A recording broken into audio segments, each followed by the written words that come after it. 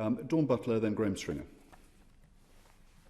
Chair, can I put on record my thanks to professors for coming in today, 2 days before Christmas. Can I just ask a question, first of all, on references to the old virus versus the new variant? In the beginning, when we discovered the virus in the UK, there were 2 different variants, one from Europe and I think the other one from the US.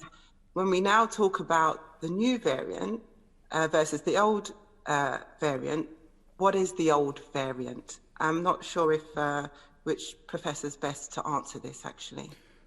Perhaps Professor Horby as chair of the group? Yeah, I can start and say that it's very complicated because, virtually, even when you're infected with a virus, you're not actually infected with one pure strain, you're infected with a population of viruses. So even in one individual, when you sequence a virus, you're actually sequencing the dominant strain. And if you do another type of analysis called deep sequencing, you actually find that even within one individual, there's actually a population of viruses.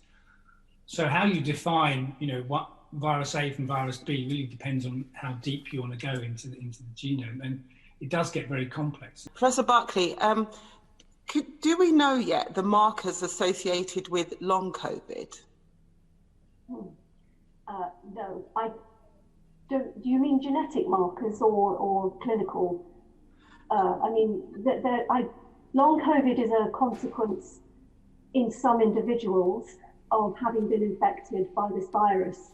There isn't any evidence that that's due to infection with a different variant of the virus. I think it's much more likely to be due to a difference in the host response that an individual mounts, which could be genetic or otherwise.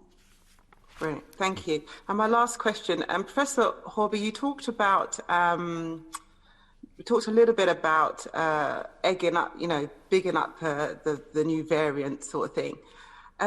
If we had cancelled Christmas in the beginning of December, would we have needed a tier 4?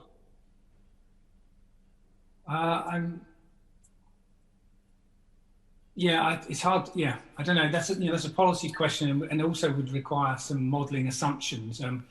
Because the assumption then is that cancelling Christmas would have had an effect on transmission that was occurring in in October, November, which is when this variant arose. And so I think what would have mattered was what was being done at that time, and what we saw was that this virus managed to very successfully expand both in numbers and in space during the national lockdown, which I think speaks to the fact that it is a very efficient virus, unfortunately. Actually, one more question.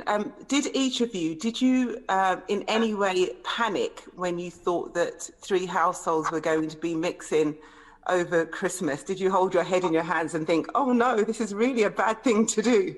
What were your thoughts? Can each of the professors answer, please? Briefly, perhaps Professor Horby first as the chair.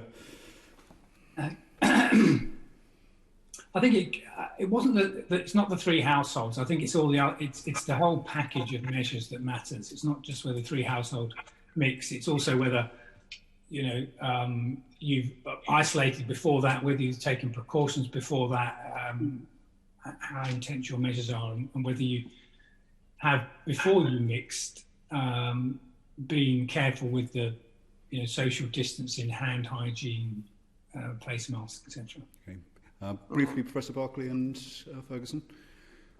Yeah, only to agree with Peter.